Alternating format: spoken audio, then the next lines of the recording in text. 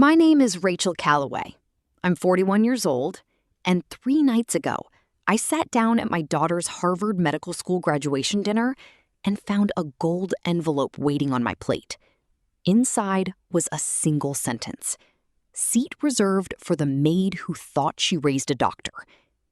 The entire table was already watching me when I opened it.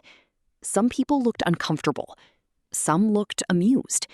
And one person, my ex-husband's new wife, was smiling into her wine glass like she had been waiting all night for that moment. Now, before I tell you what happened next, you need to understand something about me. I raised my daughter alone. While her father disappeared into his new luxury life, I worked double shifts, carrying plates, cleaning tables, skipping meals, and selling my mother's jewelry just to keep the lights on. I drove 6 hours to attend that dinner. I thought I was arriving as a proud mother. I had no idea I had actually been invited there to be humiliated. But what none of them realized was that my daughter had been hiding something from everyone at that table. And before that dinner ended, the people laughing at me were the same people begging me not to leave. And if that kind of story is something you feel in your chest, hit subscribe right now and turn on notifications, because we tell stories like this every single week. Let me take you back 22 years. I was 19 years old when I found out I was pregnant. Daniel Calloway was charming, handsome, and absolutely terrified. He lasted 3 years before he left. No dramatic fight, no final argument, just a Tuesday morning when his side of the closet was empty and a text that said, "I'm not ready for this life." He left me with a 2-year-old girl named Lily, a $400 a month apartment in Columbus, Ohio, and exactly $11 in my checking account. I will not dress up what those years were. They were hard. They were lonely. They were the kind of tired that does not go away after one good night of sleep. I worked doubles at Carver's Diner on 5th Street until my feet cracked in the winter cold. I studied for my nursing assistant certification at the kitchen table after Lily went to bed. I watched other women my age go to concerts, take vacations, fall in love again. I watched Lily grow. She was smart in a way that almost scared me. By age 8, she was correcting her teachers. By 12, she was reading college-level biology books from the library. By 15, she looked at me across the dinner table and said, "Mom, I want to be a doctor, a real one."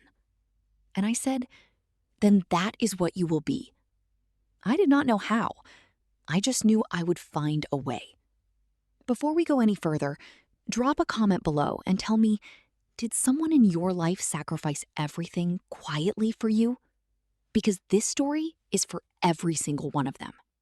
Here is what nobody tells you about sacrificing everything for someone you love. The moment they succeed, someone else always steps forward to take the credit. Daniel Calloway reappeared when Lily was 17. 16 years of silence. Then one afternoon, a Facebook message. "I heard Lily is doing well. I would love to reconnect."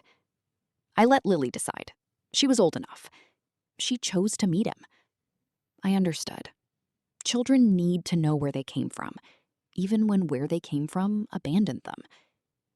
What I did not expect was how fast Daniel rebuilt himself in her eyes. He had money now, a marketing firm in Chicago, a new wife named Courtney, blonde, polished, 10 years younger than him, and absolutely determined to become Lily's stepmother in every way that did not involve the hard years.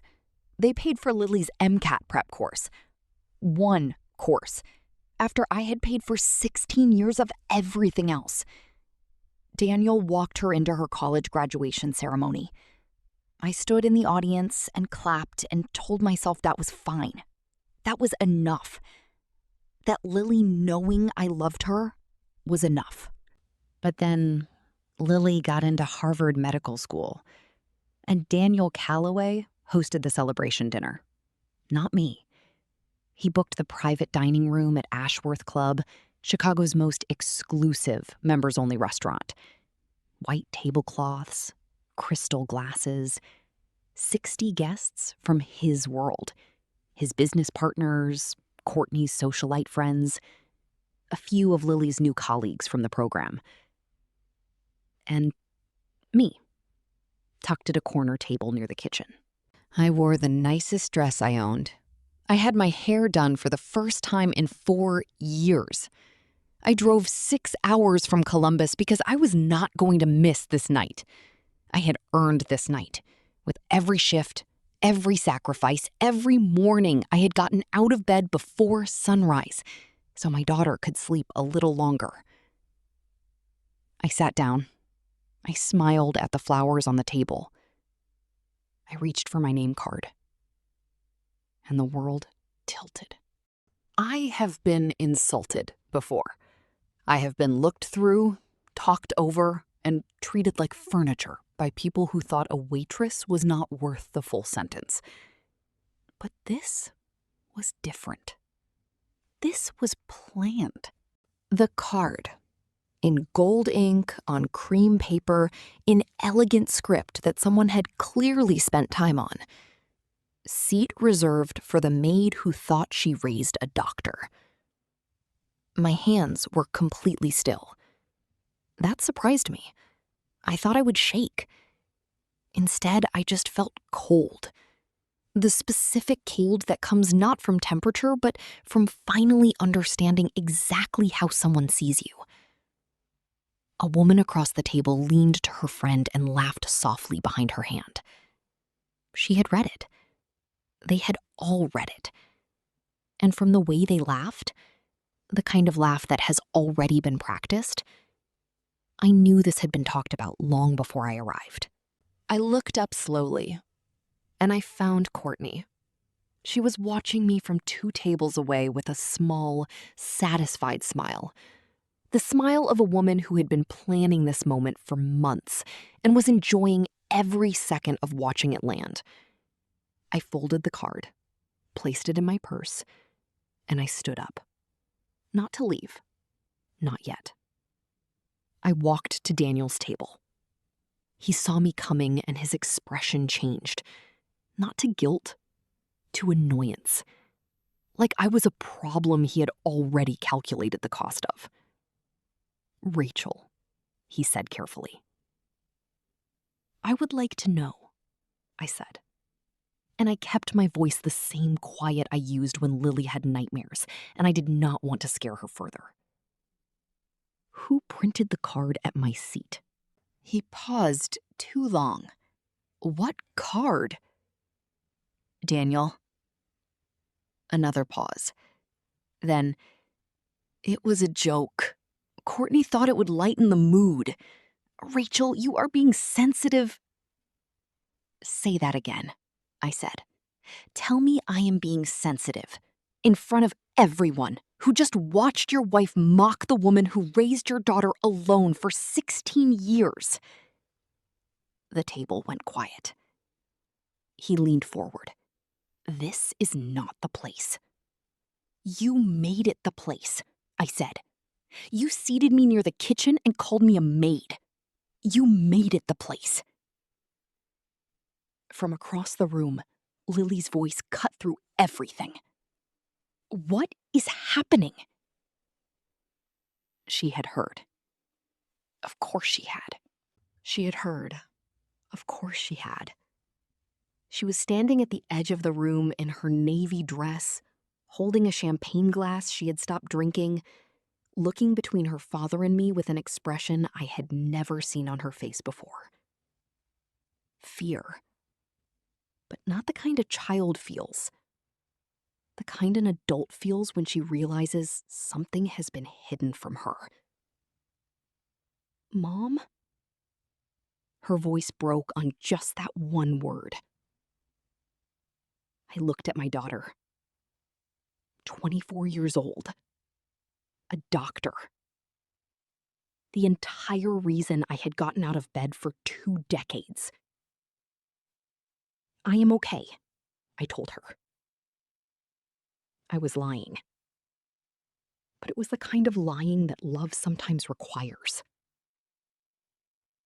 If this story is hitting you right where you feel it, share it with someone who needs to hear it today. You never know who in your life is carrying this kind of weight silently. Here is what nobody warns you about the moment of confrontation. The person who humiliated you is almost never ashamed. They are only afraid of witnesses. Courtney walked over then, slow, controlled, wearing confidence like it had been tailored to fit her. Rachel, I think there has been a misunderstanding. It was printed, I said, on cardstock, with a gold envelope, placed at my specific seat before I arrived. Her smile thinned. People are watching. Good, I said. Let them. Lily had crossed the room and was now standing beside me. I felt her hand touch my arm. Show me, she said quietly. I opened my purse and placed the card in her hand. I watched my daughter read it. I watched her face move through 4 things in about 3 seconds. Confusion, comprehension, pain. And then something that closed down behind her eyes like a door being shut slowly and permanently. She looked at her father. You allowed this. Daniel said, Lily, your mother is overreacting. Did you read it before dinner? Her voice was completely flat. Silence. Dad? Courtney handles all the details for events. Did you read it? The silence that followed lasted long enough to be its own answer. Courtney stepped forward. We have 60 guests. Can we please handle this privately, like adults? Lily set her champagne glass on the nearest table. Very slowly, very deliberately. You want to talk about adults? My mother worked double shifts 6 nights a week so I could take piano lessons I quit after 2 months. She sold her car so I could attend a summer science program. She ate peanut butter sandwiches for 3 months straight so I could have a real winter coat in middle school. She did not sleep a full night for the first 6 years of my life. The room was completely silent now. The full kind. The kind where 60 people forget to breathe. She did not just raise me, Lily said. She built me. From nothing. With her own hands and her own sacrifice.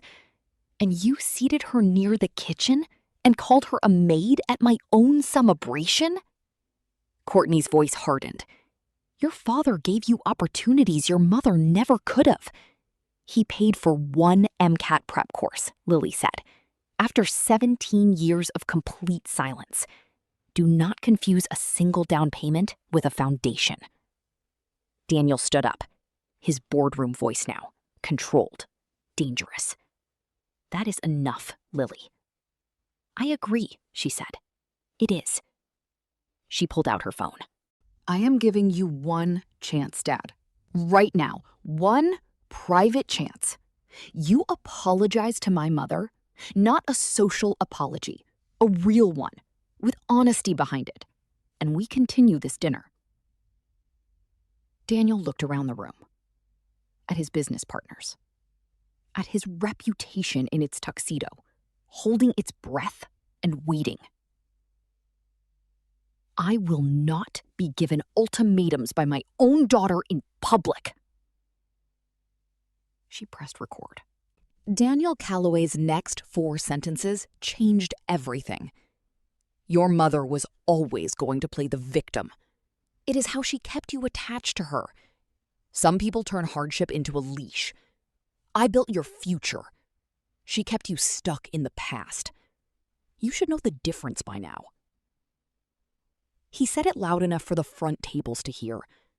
He said it in a room full of witnesses. And he said it directly into a recording. Lily lowered her phone. And for a long moment, she just looked at him. Not with anger. With something quieter and more permanent than anger. The look of a daughter who has just finished grieving something she had not fully admitted she was losing. "Thank you," she said. "I needed to hear exactly who you are." She turned and faced the room. "I am sorry to everyone who came tonight in good faith. This dinner is over." She took my arm. We walked out together through 60 silent, stunned people, past the crystal glasses and the white tablecloths and the expensive flowers that had never once felt like a celebration. In the car, Lily did not speak for almost 2 full minutes. Then she said, "Mom, I am so sorry. I did not know." I took her hand. "You know now. What do we do?" I thought about 16 years.